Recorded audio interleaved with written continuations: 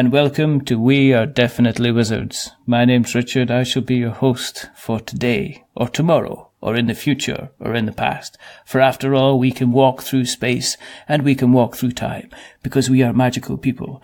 Now, joining me tonight, I have a scholar of sorts, a person who has studied lots, who has looked into the ancient scrolls, and he has come out with a doctorate.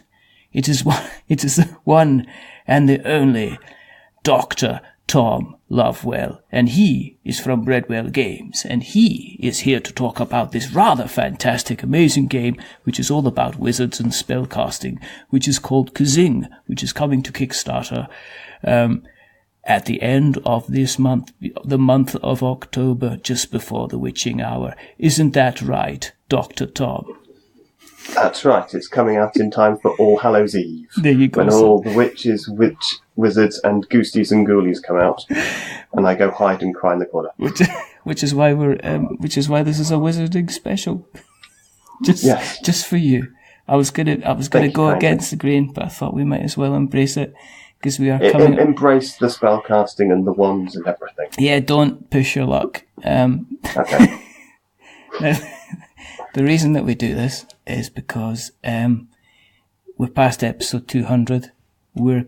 It's our boldly going on with our ongoing mission to seek out the best in guests and to bring them to your door. And because you deserve it, and we like you very, very, very much. Yes, you sitting there listening just now, you're awesome.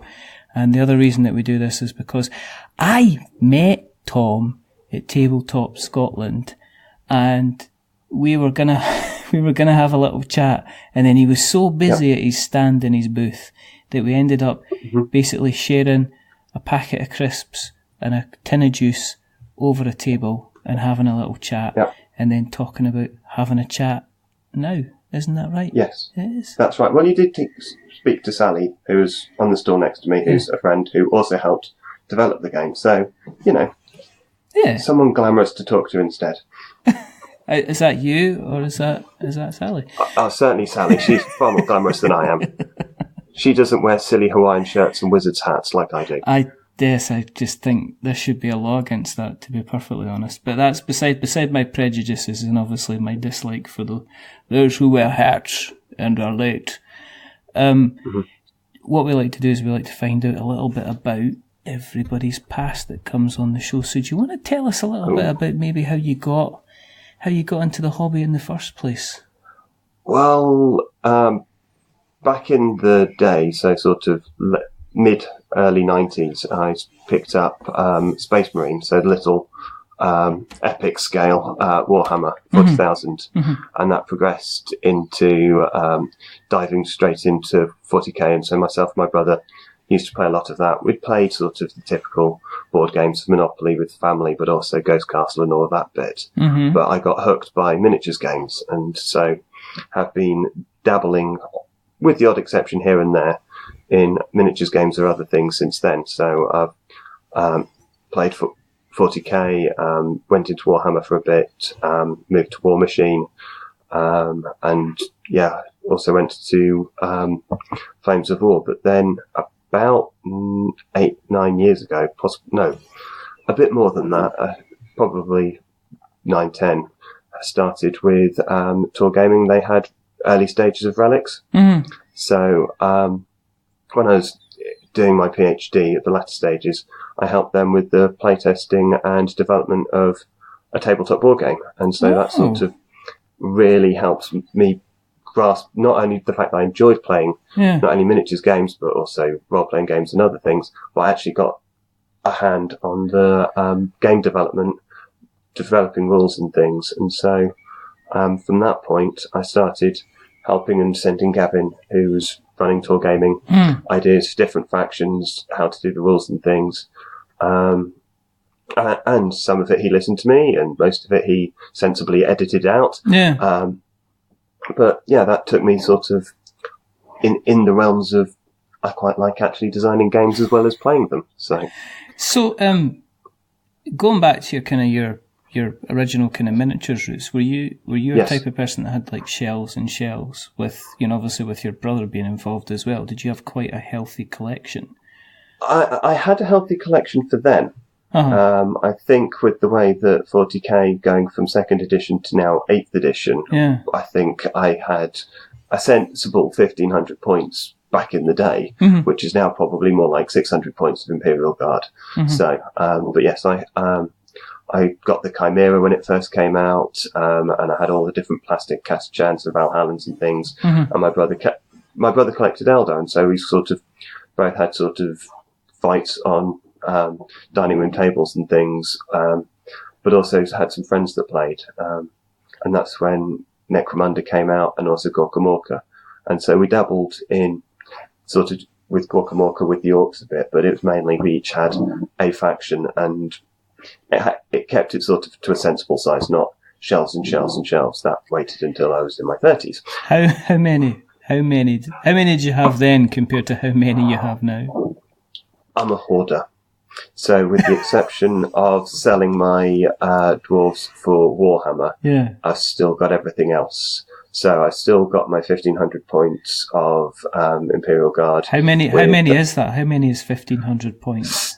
So there's a few Lehman Russ, a Basilisk, a Griffin, some Chimeras, and about 120, 140 models.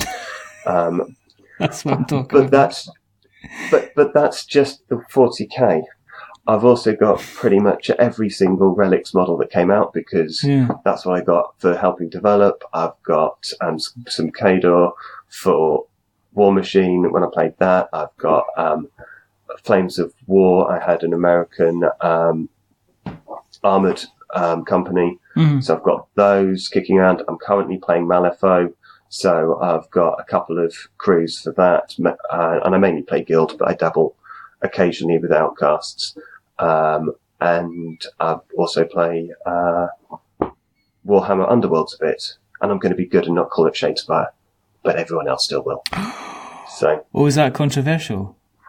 Well, it was always called Warhammer Underworlds, but everyone called it Shadespire because it's simpler. And now that Nightbolt's out, I think Games Workshop will want to call it Warhammer Underworlds. But everyone's just going to go, no, it's the next Shadespire event. Because that's just what we remember. Yeah. I'm a simpleton at heart. So, okay, so how many figures do you have now? Would you say, is it hundreds? Is it thousands? Yes. No, not thousands. I'd be in too much trouble with the missus. But definitely hundreds. Yeah. In different locations. So some aren't played with anymore, so I don't play the 40k anymore. But yeah, I've got a healthy collection of things. So, but I'm rubbish at painting, and it takes me ages. So I've got a few things that are, yes, I've got a fully painted army, and other things which are, well, it's got a spray paint of one base colour, so that'll do. Right. And a couple of bits are, this is the Silver Horde. But for when I play tournaments with Malifaux, I've tried to use as many of the painted models that I've got. So I do have a painted crew and things like that. So it's not all entirely nude as the day is born. But for Warhammer Underworld, they've just come out, they've snapped them and just go, yeah, well, they're green for the orcs. Sorry, Aurochs, that'll do. The skeletons are white, that'll do. Yeah. I'm just not going to paint them because, I'm not a painter, I'm a player. You do get a lot of people that I'm amazed, I'm constantly amazed about the level of detail that you get on some of these miniatures, that people have obviously put the time into actually painting them. And I'm a lot into art, but I can't imagine me actually sitting down and being able to do something like that to the level of detail that they get. Well, I can't. I know what my skill sets are. Yes. I make sure that there's colours on them, so for my opponent, particularly at competitions, they've got something to play against. But I am never going to be a good artist. I am never, ever going to win anything for best painted model. But as long as it's got colour on it, that's fine. Yeah, exactly. I know what my skill sets are. Exactly. It's like, why is that one white and grey and black? Because somebody told me to put a wash in it. It's like, it's meant to be a very, very light thing, a wash. It's not meant, it's called a wash. it's not called a bath or a drowning, kind of thing. So, well, I don't know. I've got some of the icy bods. I've forgotten the name for the Vatir race of relics, and they're really good because it could just they're white and then a wash and then a highlight, and it's like that actually doesn't look too bobbins. So I'll go with that. That's quite nice. But yeah, other things are just maybe it had a bit of a swim, kind of. It did a width of the paint pot, but at least there's colour on it. At least it's not part of the Silver Horde. That's my view. I remember I did paint my Hero Quest originally, because I've owned Hero Quest twice. I had the Advanced Hero Quest and then had the original Hero Quest, and I painted the original Hero Quest, and I painted one of each. So I painted obviously the gargoyle. I painted the barbarian with his broadsword. I painted him. I did the elf. I did the dwarf. I did the wizard. Obviously something happened to the wizard. I don't know. What about the Firmir? Yes, I did. In fact, what I did with the Firmir is I customised them, and there was, because I got a set of other orcs, because I think I bought Advanced Hero Quest, and there was a group of orcs, and then I went and bought another team of orcs, and I had like a spare arm, so I think I stuck it on the back of the Femir and had this third arm coming out of its back with like some huge sword kind of dangling underneath. It wasn't a Tyranid arm, because I would have remembered, because I had the Advanced Space Crusade with the Tyranids in it, and they were that was, talk about Games Workshop kind of dropping you in gently from a massive height when it came to kind of like creating the models. It was just ridiculous. But I painted at least one, I think. My barbarian looked like he was wearing... Do you know what? My barbarian looked like he'd gone to one of those piers at the seaside, and somebody had played a trick by smearing the eyepiece with kind of black shoe polish or something like that, because he looked like he had huge cartoon anime type eyes. So just I give up on painting eyes on mine. I'm just not that good. It's like, look, they've got a skin tone, they've got a face wash, that'll do. So exactly. I play Lady Justice quite a lot for Malifaux, and she's got a blindfold, so it's brilliant. Don't have to bother about painting eyes. I just paint. It's like she's got a blindfold. So fantastic. I know. And then you see other people, and they've got like the magnifying glass out, and it's like, what are you doing? I'm doing the eyelashes. It's like, what? And they've got like this single brush that's as small as you could ever get, and they're like, dink, dink, dink. I'm actually doing see in the book. I'm actually doing writing in the book. It's like, oh my word. And if you zoom in far enough, you can actually see that it is actually writing that they've done, and not just symbols to make themselves look clever. And so it's just showing off. I'd be sunk. I have typical doctor's handwriting. It looks like a spider has dived into a pot of ink and tap danced across the page. It's, my normal quick handwriting is bobbing. So to try to paint handwriting in a book that is anyway legible, it's like that. The only thing I could paint eyelashes on is that new big Cthulhu from Death May Die thing that's the size of a baby, and that's the only thing I've got a chance of doing eyelashes on. Exactly. I couldn't paint eyelashes on myself, let alone a model, to be perfectly honest. I'd still end up looking like Widow Twanky. It would not be a good time, to be perfectly. It would be awful. But when you were doing the playtesting, I mean, is there stuff that's in the game that you could look back and say, yeah, I did that, I was involved in that? That's really unusual for you to be so involved at a process.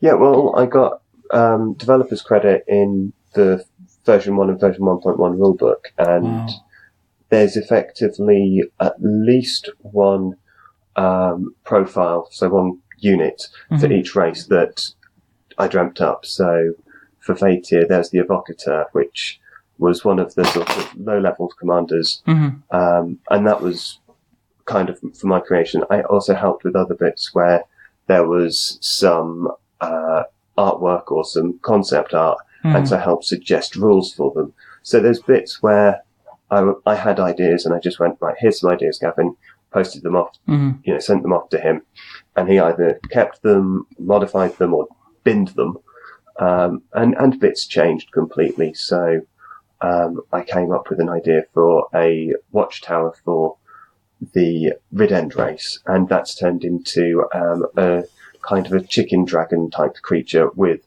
a tower on the back, and that's the only thing that stayed in there. But the concept of that unit I came up with, Gavin just went, well, I like the concept, but how the rules work now, completely ditch that and do something sensible. But I think it helped because that provided for Gavin ideas for different things that he could take from, rather than it always being just one person. And there was someone to bounce off. So I just like the playtesting process, really. Yeah, it's very easy to run dry if you're just kind of going by yourself as well, if you're trying to come up with ideas, because you can end up thinking, I'm going to try and do something completely different, but I kind of know this works, so if we try and do a variation of that, and then it just ends up just kind of looking like a kind of variation. I mean, with that kind of early development, I guess, success under your belt, was it then difficult to just kind of be kind of playing games and not wanting to kind of mod them or make changes to them or come up with your own kind of variations of stuff? I'm quite happy to play games without modding them, and it's mainly due to the people I play games with that they just want to play according to the rules, and I'm very happy to stick with the rules because that's kind of what you need to do in a research lab. You need to know to follow. You've got to follow the instructions, otherwise the experiment's going to fall on its backside. So you've got to learn to follow the instructions at points, and I'm quite happy with that. But I'm still dabbling by designing. I always like this Bunsen burner with a cigarette kind of thing. And you're like, no, it's fine. No, I'm just calling crazy.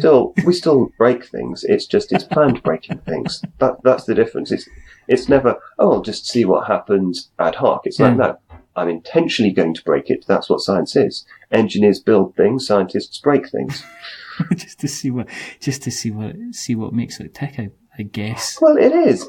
That's generally the principle of, if I take this out of where it normally is and put it in something else, so effectively breaking something else, we'll see how it works. Or if I do something to X and then see what happens to the system, we'll experience it. So in some way, shape or form, either the thing that you're testing gets broken or the thing that you're testing it in is broken because you've added something weird to it. So something along the way gets broken if you're doing science. Okay. So, but no, I didn't have a problem with modding games. I just kind of went and designed my own. Yeah. So, and that's what I've been doing. Do you get kind of quite analytical then when you're going into the design process? With obviously your profession, your job, your training. I mean, are you likely to kind of analyse things from different angles? Or are you the type of person that says, well, if I try and approach this from several different ways, there's a potentiality that kind of one of them is going to work for me? It's a two-step process kind of thing. So the first concept is I have an idea for something. So with KaZing, I had an idea and I just chucked the cards together and went, right, let's see what happens. So I put a load of different movements, put them onto cards, and had a couple of games with them in very raw form with some friends to go, does the concept actually work? And it seemed to be. And then I went, right, okay, now let's actually have a look at the cards, look at the movements and think about them. So the first step was just a very raw concept, thrash it out, and then there was that analysis where, generally speaking, each card has got a movement and a position, and with a couple of movements accepted, you can't do your movement from that position. So it was analysed. There's definitely some analysis in there, but similarly, first time out, it's just, let's just chuck the ideas down and see whether the principle works. Yeah. And then fine tune it, and then go back to playtesting, and then fine tuning. So there is an element of analysis, but it's never analysis without observation as well. So, and I'm a great believer of making sure that you playtest enough, which is why it's taken 2 and a bit years before I've got to this point, because I've wanted to make sure that the mechanics work, and I've had enough time to look at different people playing it and getting feedback and things.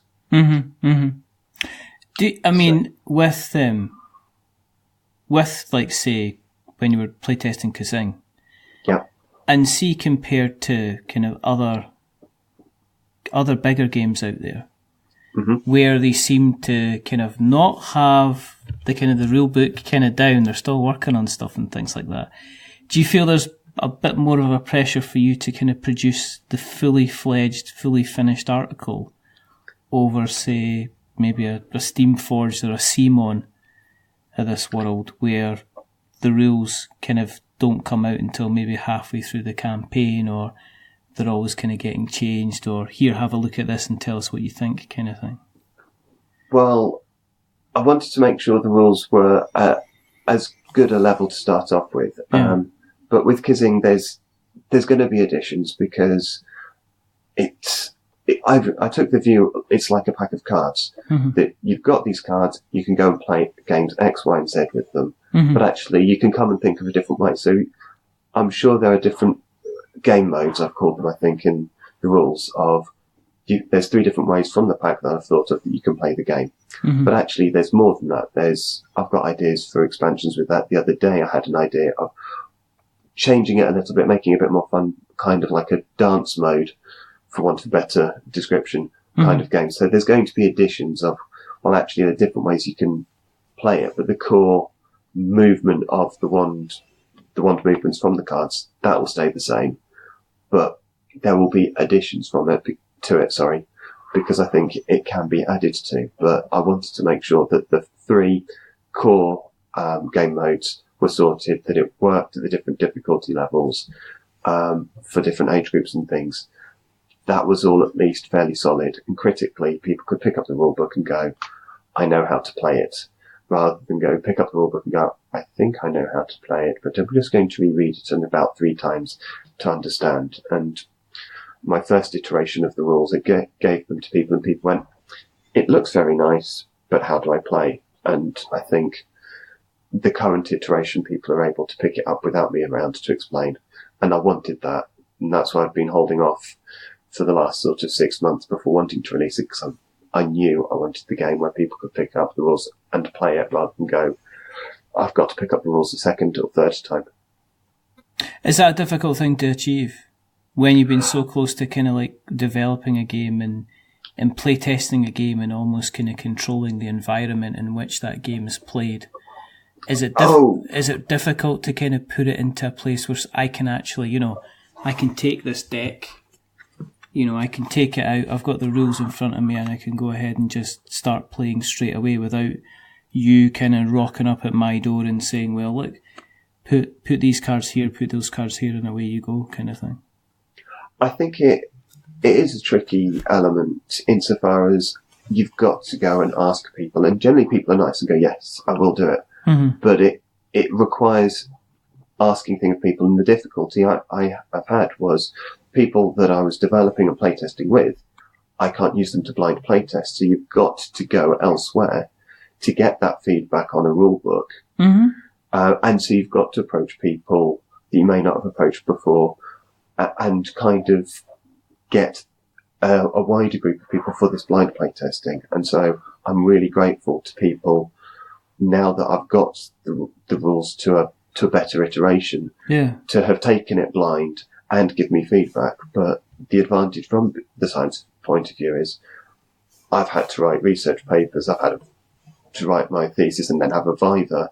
I'm used to people giving me feedback that I've never met before, and I'm quite happy with that. That's a very useful skill the science has given me, is I'm quite happy to take feedback from people. I know it's part of the learning process. I know it's part of making it better. I'm just it's that difficult element of kind of sending an email to people or catching them at conventions saying, would you mind taking a look at my game, please? And I'm not always the most outgoing of people, so that's the bit that's the hardest part, I think, is finding extra people to help you outside of your normal crowd.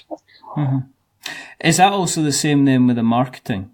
side of things as well. I mean, is that part and parcel, being able to actually reach out to people and say, hey, I've got this thing, would you like to have a chat about it, or, would you like to find out some more? Very much so. It's I kind of generated our first game, Vote Me, partly because I didn't want to just jump in there with KaZing and sort of show to people, I've got a game, I think it's brilliant, I think you will too, without anything to show for it. So I kind of launched on Vote Me first as sort of a smaller kind of game, a party game, which it is relatively inoffensive. It's a bit of fun. It's a lot of improv, but I could learn the ropes as well. And also I felt that when I got onto KaZing, I could say to people, look, I know what I'm doing. I've got something. We're substance to us, because it's not just one game, or it's not just two games. There's others. I wanted to feel that we've got a portfolio as Redwell Games, rather than just, I've got an idea for a great game and that's it. I wanted there to feel like some substance. That was, that's just been my approach, really. Okay. So how, I mean, you said that KaZing has obviously been in production for 2.5 years. Yeah. But, I mean, you mentioned other games there as well. So, I mean, what's the other games that you've been kind of developing? And how did they come along in the journey? I mean, what happened to you 2.5 years ago to make you sit down and go, actually, do you know what? And you kind of clap your hands and rub them in glee and say, right, okay, let's actually start getting something developed. Well, when I was helping with Tour Gaming, we spitballed some ideas, some things with dragons and other bits. And so I've actually just discovered, going through all my clutter, as I said earlier, I'm a hoarder. I discovered an idea I put together back then, but I started generating something kind of based on some of the relics things. And then I looked at the game and went, well, I've got 120 cards for one player and a similar for the others and all these dice. And I just went, I think it'd be a good game, but that's just going to be a complete pain to playtest and things. So I've still got that design that I could revisit at some point, but I went, I need something simpler. And so I went from that and kind of used the fact that it was a bit magical based and went, well, let's go for something a bit more simpler. And for anyone who was around in the 90s may have played Magic Carpet by Bullfrog games on the computer. And that's all about movements of arms to create, you move the mouse, and if it's a perfect circle, that'd be a perfect fireball kind of thing. But my son has watched Tree Food Tom, and that has a lot of movements to send the magic to the character. And those kind of things kind of percolated in my brain. And that's how KaZing was born. And that had the advantage of, well, actually, there's 4 suits, but there's only 18 cards per suit. So it's a relatively speaking compact game at the basic level. I then added extra cards for the advanced level of difficulty, so that there's a bit more, but it's the same kind of principle, and it was a lot easier to develop. But, so that's kind of how it came to being. And then since then, there's been ideas for other things. The Vote Me was a bit more improv, but that comes from, again, being in science and having to present at conferences and having master's students where they need to present their research, and you get students in a room and they don't want to talk. Yeah. But you need to present your data. So it was born from that element of, well, actually some kind of game to promote people being vocal. And that's why it's relatively speaking easy to develop that one, because all it asks people to do is talk. The rules are fairly simple of you vote for whoever you think's best, and didn't take as much time to develop. So that's why that came out before KaZing, because it balanced itself naturally, because people are just talking and they self-regulate how it's balanced, because people can vote for whoever they think's best, and it's all personal preference. So no hard rules were needed, really. And then I've got Six Gun Showdown that is currently in development, because KaZing was getting near to the end. It was just tidying up the rules. It was like, well, let's get something else out that keeps my mind interested in the development side of things. And that's going through a lot more number crunching playtesting to make sure the different characters are balanced. So, but my wife is very good, because she keeps me in line, and when I've got new ideas, she says, no, focus on the ones that you've got. So there's been a few other things that I've kind of scribbled in my ideas notebook, things that I could follow up on, but they're kind of held back until other things are further along.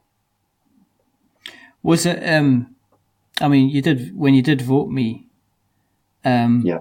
I mean, that was earlier on this year. Yes. You did that. Yeah. I mean, was that kind of a daunting time to put something out on Kickstarter based on kind of like the behemoth that Kickstarter seems to have become, I mean, yes. Basically this year,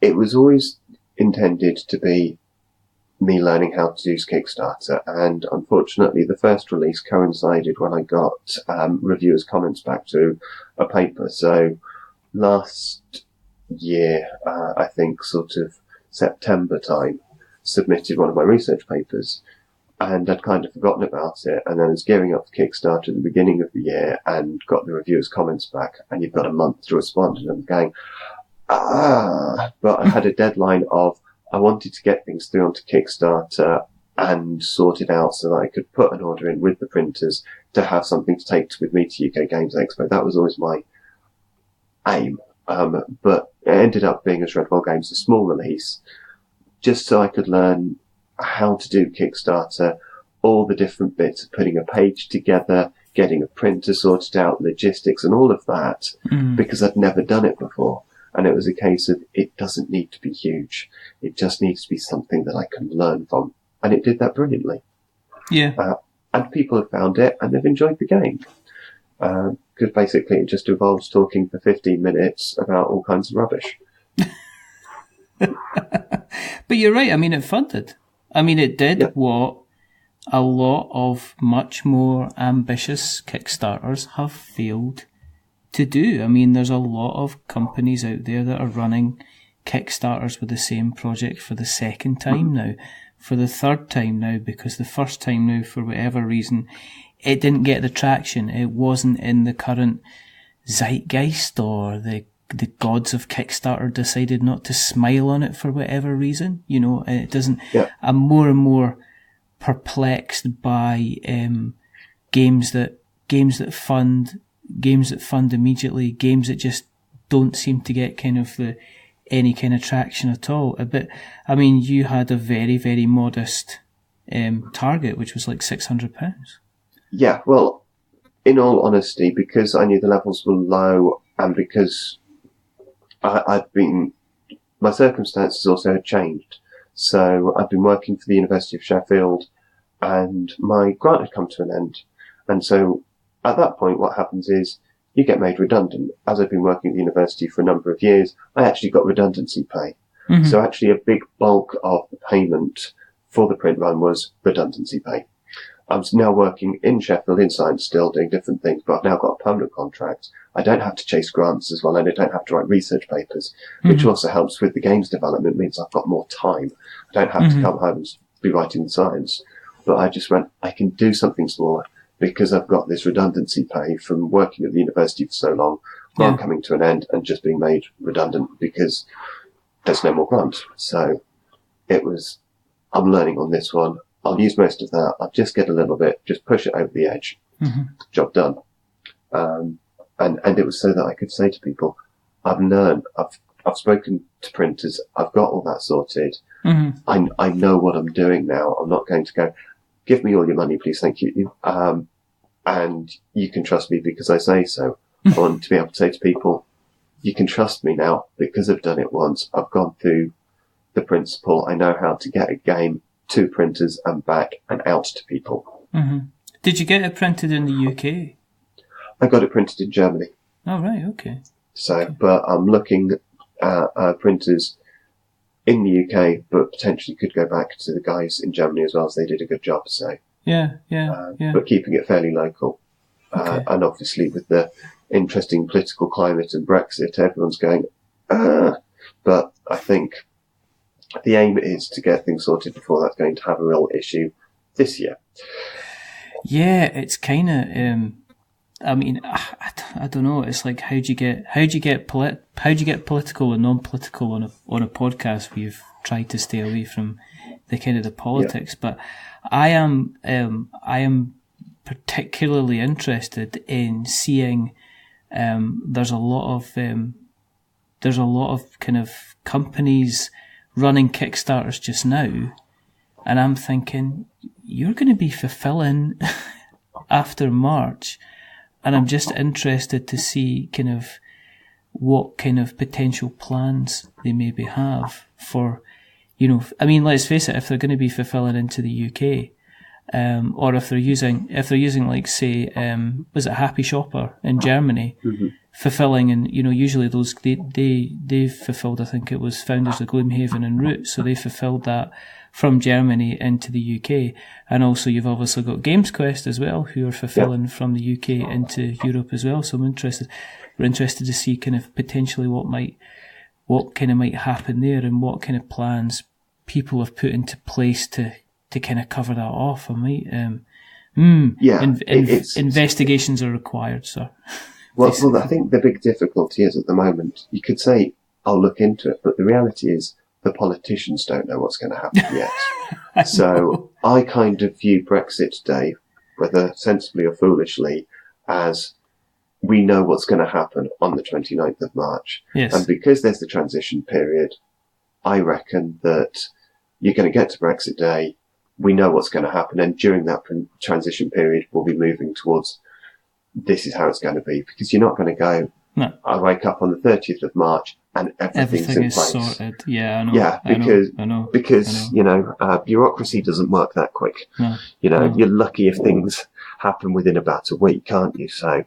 Well, I saw, was it Cesar from Alley Cat Games talking about his shipment for Dice Hospital being kind of put through customs, and he's had to it's been held up at customs. He's had to pay for the storage while it's been held up at customs and investigated, and while they kind of do the inspection and they do all the checks, and he says, well, it's potentially could have wrecked kind of Essen for them, which was going to be something that's just going to be kind of mega important to the business, in terms of, he was saying, well, it's a disaster, because if they don't get them out quick enough, then it means they don't get to Essen.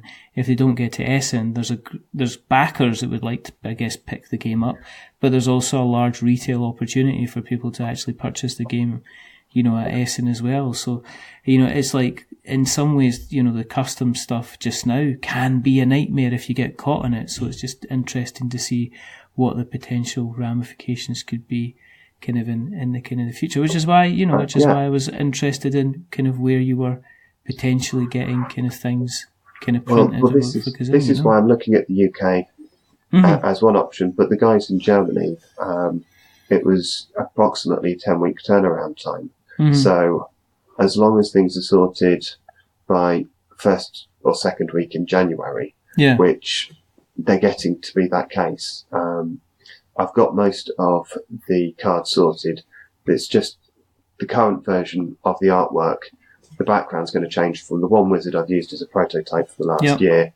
I've got the guy who did the different artwork. If people have seen the Six Gun Showdown characters, he's rejigging the backgrounds. So I've got 2 witches, 2 wizards for the artwork. So all that's going to happen is the old wizard's going to come out, the new bods are going to go in, and I've got the cards sorted. So I'm pretty sure that I'll be able to have files to the printers by early January. So even if it's in Germany, that's fine, because I know that they've been able to do a turnaround time to get things back to the UK before Brexit Day anyway. And that helps, because they did that for me this year. So I know I can rely on them. Yeah, as I say, it's an interesting topic, and it's going to be interesting to see kind of what happens for, kind of going forward. It's going to be very squeaky bum in March and April, isn't it? I can't even. As I've said many times before, I work with businesses that work on, that sell on Amazon, and it's, there's a whole thing I can go into about even kind of people kind of trying to trademarks at the moment don't even know what's happening with the trademarks, because a lot of people have like the European trademark to cover the UK and the whole of Europe, and they're not aware if after that date the trademark is going to be applicable still, if they're going to have to get it, if there's going to be a lot of people that are going to have to reapply for the trademark based on the rules. They're hoping the grandfather rights will kick in. But it's, again, there's not been an official confirmation, which is very, very strange. Yes. You know, very, very strange indeed. But anyway, I didn't mean to jump into that. KaZing. Yes, KaZing. Games full of wizards. Yep. I am obviously, I'm having a drink as we speak because, here's to the wizards, and it's the only way I can get through this show, if I'm being perfectly honest, if we're going to be talking wizards and magic and pogs. There's also witches pogs, as Tom. well. No pogs, Tom. I promise not to say anything about that subject. Except, obviously, on Twitter. Yes. Yes. Yes. I'm allowed to say Tazos, though. I supported you with the Tazos. You did support me with the Tazos, and I appreciate it. I think me and Emma are going to be having words about these pogs very, very soon. I think if she comes back on the show, we're going to be pushing aside Quirk to one side, and we're going to be having a little chat about her attitude to pogs. And but don't think I didn't forget the terraforming Mars comment, Tom. But I anyway. didn't say that. That wasn't me. That was somebody else, wasn't it? Because I remember your discussion at Tabletop Scotland. But I've never played Terraforming Mars, so I don't know about its quality. I think I would have ranted about something different, however. Yeah. So yeah. There you go. Actually, I think there's about 3 or 4 things I could have quite happily ranted about, but now's not the time. Like I am the professional angry man shouts at cloud. I mean, you can give me and I could rant about clouds or angry men shouting at clouds if they could have the need. It kind of took me. Damn you, cumulonimbus. Exactly. Get out of my face, Stratus. Anyway, but KaZing, it's a dainty, simple card game with levels of gameplay that you can get involved in. Yeah. With the idea being that when a wizard casts or a witch casts a spell, they will move their wand in certain ways in order to make that spell kind of happen. And essentially, the more flicks of your wand that you manage, then the more points you will score. Is that correct in principle, Doctor? Yes and no, because there's 3 ways to play. Mm-hmm. So for one of them, definitely so. The longer the spell, the more points you get, and that's kind of a bit like the version, of cards where you go, right, I've cast my spell, I get this number of points. You get through the deck, whoever's got the most points wins. And I've called that loosely is the thaumaturgy mode of play. But there's the dual version where it's a bit more like Magic the Gathering, where the witches and wizards have got a certain amount of health, and dependent on the complexity of the movement, that's how much power the spell's got. And if it's got a Kazam magic word, then you damage someone. If it's got a Zing, it heals you. So there's 2 different ways of playing using the same set of cards. And then there's the third way where it's a bit like a clock version where you're collecting the different points.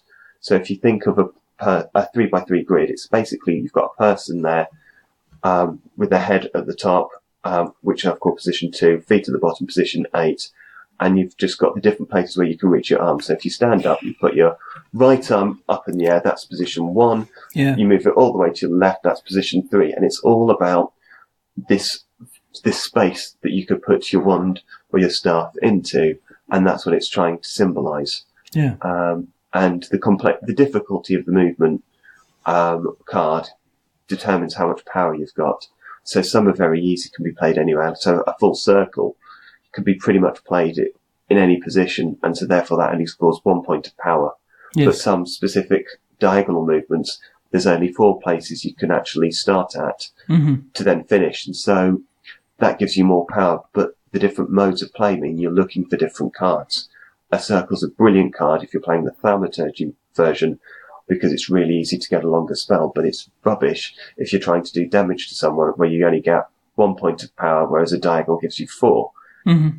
And so it really affects how you look at the cards, depending on what mode of game you're playing.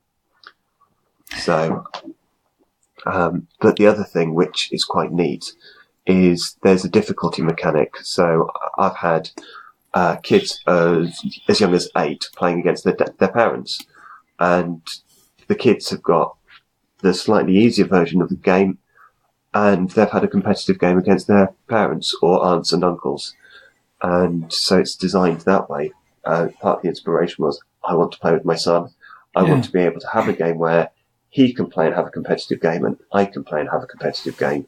Whereas things like Scrabble or Lexicon or other things where, generally speaking, the older person has got the experience, has got the strategy or what have you.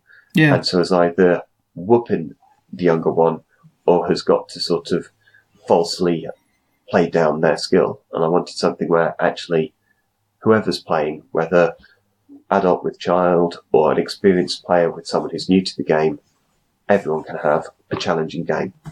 No, I totally agree with you. And the reason for that is I've started regularly playing games with both my 5-year-old son and my 12-year-old son as well. And with my 5-year-old son, we were playing like, say, GKR Heavy Hitters, where if anybody knows that is a game full of cards, it's a game full of dice, it's a game full of tactics. And I was able to kind of strip it back just to play it into a simple, here's one weapon, this is your range, here's the other guys. You don't have to do deployment of the robots. You were just going out and kind of attacking each other and kind of wrecking buildings. So we did that with GKR, and he had a lot of fun. It means that later on, the next thing I can do is I can introduce kind of like the next rule. Whereas obviously with my 12-year-old,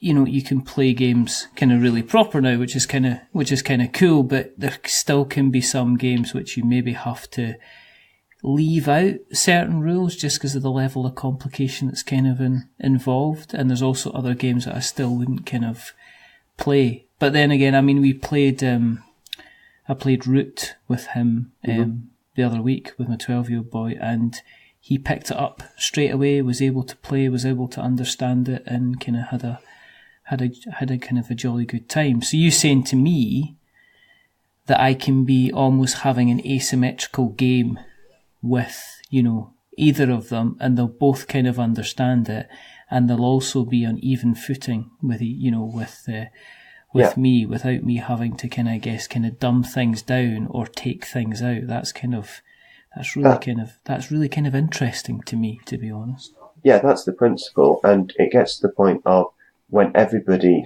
at that level is scoring, because it does get to a point of where everyone knows what they're doing, they're casting the spells, they're generally getting top end of the points, and you go, right, okay, now you've hit that, we'll now both all play at the medium level.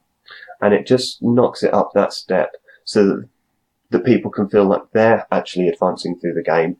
Mm-hmm. And then there's still the top level of difficulty where you've got zigzag movements and V-shaped movements and other weird and wonderful things, so that there's still that step up that if people go, right, we now feel like we've mastered this middle level, there's that top level of game so that people who really do like gaming can go, well, actually, I've got something there to really get sink my teeth into and do really weird and wonderful things with. And you've got that as well, so... Yeah. Has it given you, with it being a deck of cards, has it already given you kind of ideas for expansions? I take it, yes. The ability to kind of have different spells is already kind of almost like a kind of a given, I guess. Well, I have got ideas for expansion. So there's one that I've already play tested, which is the challenges, where people effectively have a spell book. So you've got a deck of cards, and those are sort of already written spells where you've got 5 prerequisites on there. And if you're playing at the basic level, you've got to score 3 of them, medium level 4, and top level 5. Mm-hmm. And so they've got things such as you've got to end at this position, or you've got to have this kind of direction of movement, or you've got to involve this kind of resonance on there. And I was playtesting that one and discovered that if you've been playing at medium level, which I had been doing, because all of us playtesting had played it enough times, we went, we'll jump in at the medium level. And then we went down to the easy level, and then we started struggling because we went, actually, we're getting too used to looking at the 4 prerequisites. Mm-hmm. We could actually have scored this earlier just by going for the 3, but we'd lost it. We'd been playing too much at the medium level. So there's that's around, but I'm putting together the rules for a similar version, which is the quests, which is where you'd go through an imaginary area to collect either unicorns or dragons or collect mushrooms from a cave, and that's where it involves the mana mechanic. And so it'd have certain resonances required and a certain level of mana. So, right, okay. So again, but that's adding to this base game, and it's taking the principles, just doing something extra, but that requires a little bit more development for the quests, and I want to release them both together, so I've kind of held back a little bit on the challenges, but the quests are there in principle. I just need to go and playtest them sufficiently. Mm-hmm. But I wanted to see what the reception was as well to KaZing, to the base game. Yeah, but certainly there's more things that you can be done with that set of cards. It's building blocks for casting spells rather than you've got it, that's it, it's done by. It's like, no, here is the game, here are the first 3 ways to play it, here are the difficulty levels. Yeah. I've given you a stop point, but actually you can change at the end of the rules. You can change the stop point if you want. What you consider to be the game end. So I consider it a game, but also building blocks for other games, like your standard deck of cards. Like a game system, basically. Yeah, well, you pick up the normal deck of cards and you can play 7s with it, or you can play 21, or you can play poker, or you can play bridge, but it's still using the same set of cards. And I consider that there are more things that can be done with the set of KaZing cards. I just haven't necessarily put my mind to them, and other people can put their mind to it. Yeah. So is it going to be a case of seeing, opening it up to the community and seeing what they kind of come up with? Yeah.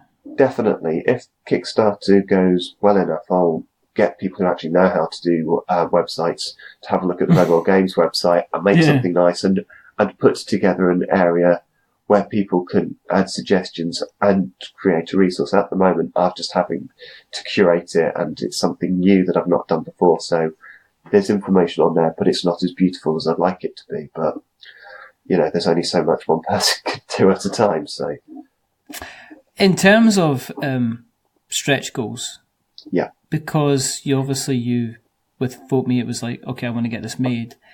Are you approaching KaZing with the same philosophy that let's see if we can get it made, or have you sat there and let's look at kind of stretch goals for this, let's look at kind of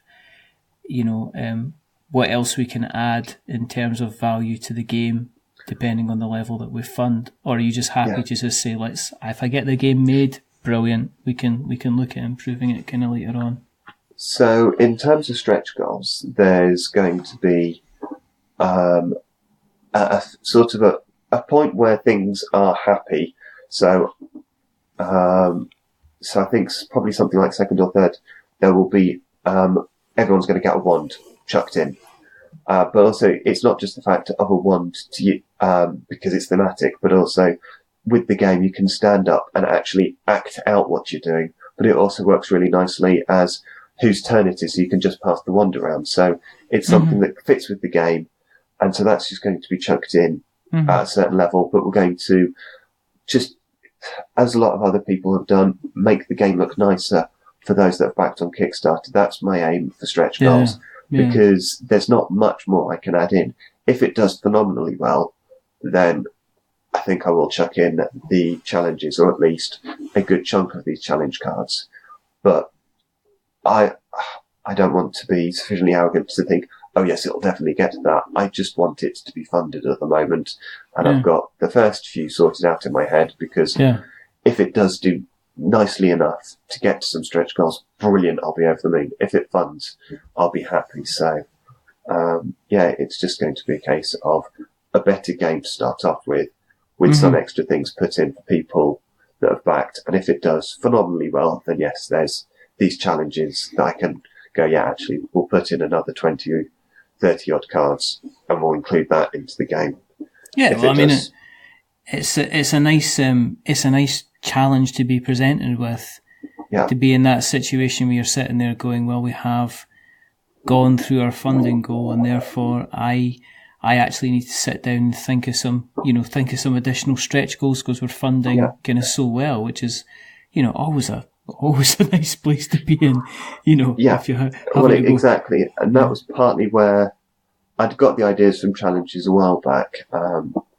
It was just wanting to make sure that everything else was focused on. And again, as I said earlier, trying to focus on the key bit and the challenges I wanted to keep with the quests. So I kind of focused on them, and I haven't focused as much on the quests part yet. But I think that's a job for November and December and over the Christmas period, subjecting my brother and other family members of, right, now that you're confined to the house, I'm going to play test these editions with you. Wow. So that's just, I mean, that could be considered potentially illegal in some countries, Tom, holding people against their will and making them play spellcasting games. I'm just saying. I'm not judging. They love me. Or something. I'm sure they write that in the cards that they send you. Under duress. Exactly. I wonder why my sister lives on Australia, though. She doesn't, because Australia doesn't exist. Haven't you seen the Flat Earth Society? It's all apparently a big fake. How much is it going to be to open the book of spells, to get your wand out and start playing about? What's the cost of entry? So it's going to be about £16 on Kickstarter. The retail price will be about £18. And for the first sort of 5-6 days, it will be, there'll be an early bird option for people. And like with Vote Me, if people buy lots, because there's a team battle mode, so if everyone's got a deck and there's a sort of co-op competitive version in a bundle, you'll get a reduced price as well. So there's going to be a number of different options for people, but about £16 is the cost of entry, which for a game that can take anywhere and got different options is a pretty good bargain, I think. It's nothing. It's absolutely nothing. Let's face it. If you went out and got yourself a takeaway, you'd probably spend 16 quid. Oh, easy. Yeah. Easily. Absolutely easily. I think it's a round of drinks in some places, so... It's probably about 2 drinks in Edinburgh. If you went up to the bar and got about 2 drinks, you could be potentially playing that, or maybe I'm exaggerating. It's been a while since I've been allowed out in the wild, Tom, if I'm being perfectly honest. And that's the thing. It's a game that you can pick up a deck and you can play with up to 5 people. So in that respect, it's like, well, it's about £2.50 per person. So absolutely bargain, absolute bargain. Look, you can't even get into the cinema for like that amount of money. I went to the cinema at the weekend. It was 27 quid for 2 tickets. Ouch. Exactly. Stunning. Well, I just go to the small person's Saturday morning, Sunday showings, so it's a little bit cheaper, but there's a few things that I'm kind of going, I'd really like to go to see those, but do I want to pay for a babysitter? Just wait till it comes on TV. Exactly. It'll be on various streaming services within about 6 months anyway, so, why do I even bother? If people want to keep an eye on what you're up to, where do you exist on the interweb nets? So I'm on Twitter at Redwell Games, and I talk about where I'm demoing at. Occasionally I bring up these things that begin with a P that I promised I wouldn't mention, and other bits. I exist on Facebook. Say the word. Say the word. Piggies. There you go. So... Or an anagram of Spog. So, but yes, on Twitter is where I'm most active. I post sort of longer things on Facebook, And we do have a website as well of redwellgames.com, but it's got extra things on there, but I'm a bit bobbins at updating it. You know, I'm a biochemist, not a web designer, so apologies. Is that a Star Trek reference? No, it's just the simple fact, as I said, I can't paint and I can't do websites, but I try my best at both. Exactly. So, but I heard you got a fantastic singing voice, though, to be honest. Yeah, it's nearly as good as my face for radio, so. Oh my word. I've got one more question for you. Okay. Yep. You go to see the Grand Wizard. And the Grand Wizard, he says, "Hello, sir." He says, "You have been exceptionally helpful in spreading the word of magic and wizardry and all that good stuff. And I'd like to reward you. And I'd like to reward you with 3 board games of your choice." He says, "I can produce them from anywhere. You can have first editions, you can have second editions, you can have any kind of board game that you want. You just have to tell me, and I will get somebody to create them for you." Because he's all talk and no action, this wizard. He'll probably get somebody more capable to do it than himself. But what 3 board games would you ask that wizard to produce? And they can be anything you want. So, I have got World of Smog on Her Majesty's Service, and I really like that game. So I'd want to have that one. So that's one which is in my collection, but I'd like that one anyway because I think it's nice. Okay. Then, does it have to be a board game? Can it be a miniatures game? Yeah, of course it can be a miniatures game. So yeah, I think I'd have to take X-Wing just because it's portable. And is that the old X-Wing or the new X-Wing? Currently it's only old X-Wing because I've not tried new X-Wing. So is it a bit like New Coke? And the third one, it's got to be photosynthesis because I've played that once and I've not got that one yet. And it's a nice, sweet mechanic.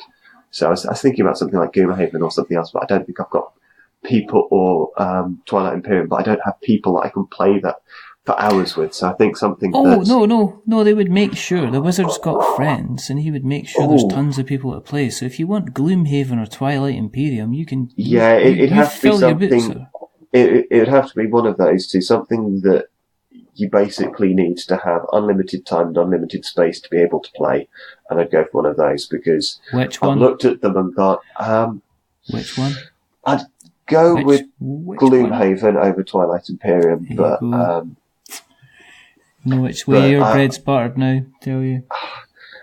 Well, it's a hard decision. As I said, I've kind of looked at them from afar and gone, I'd like to, but A, finding the space, and B, finding the time. I just don't think I'd get, I like to play the games that I've got. And so, yeah, I've not gone down that road because I think they'd languish in a cupboard for too long, which I think's unfair on games.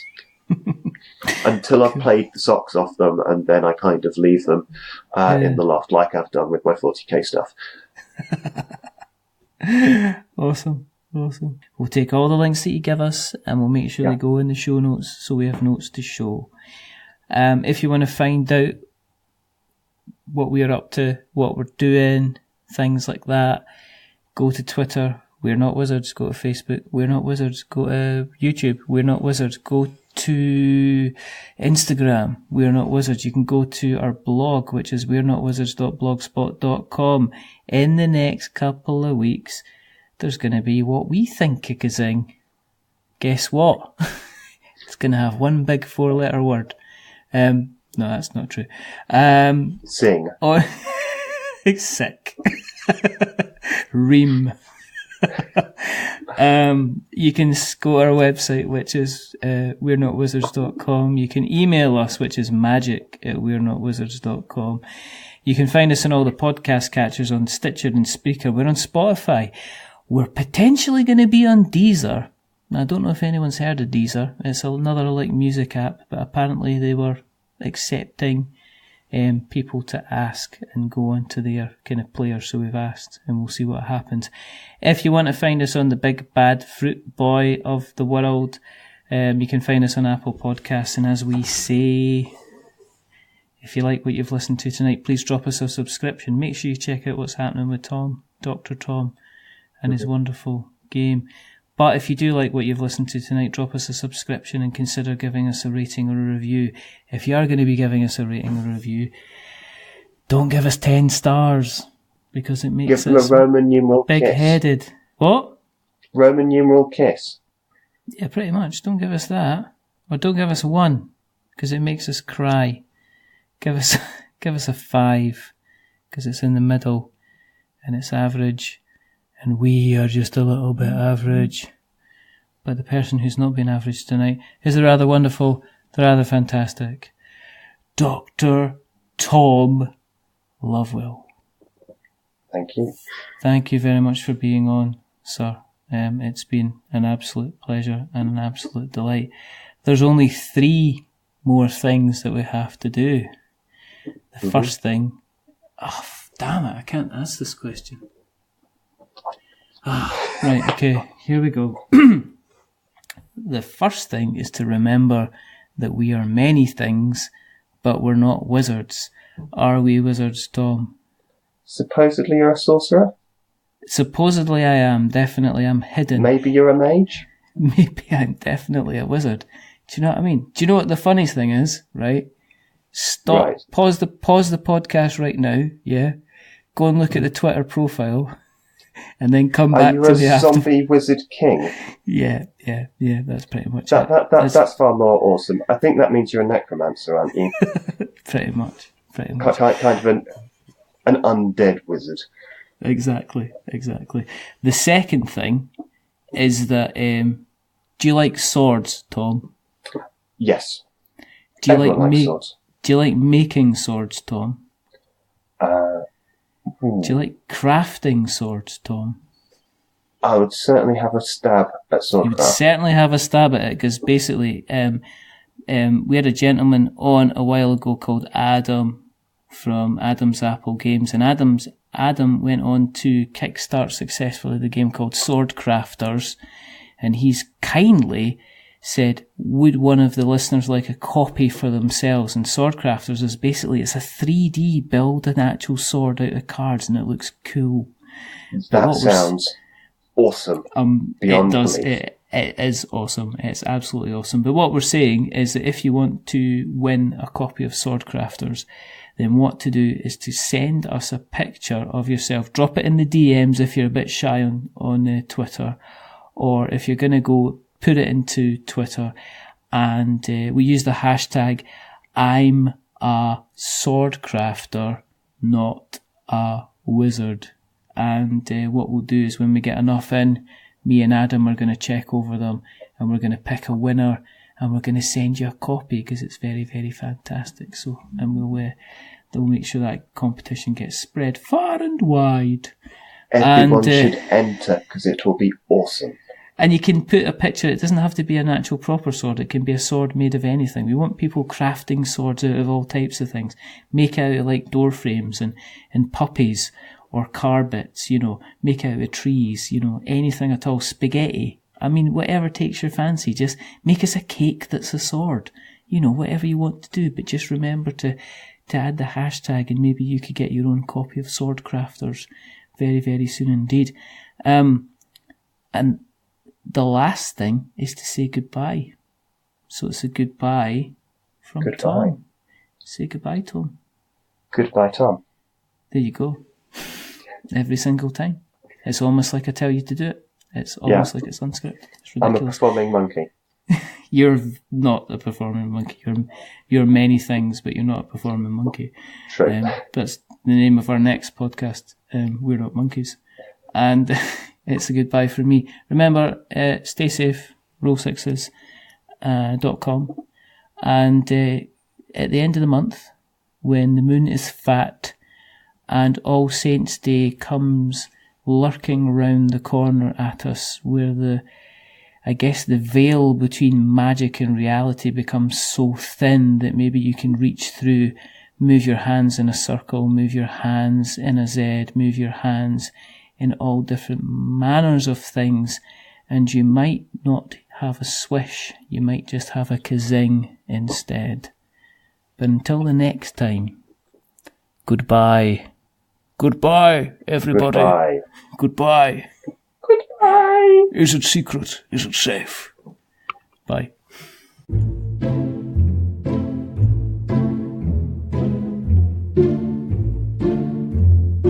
A wizard is never late.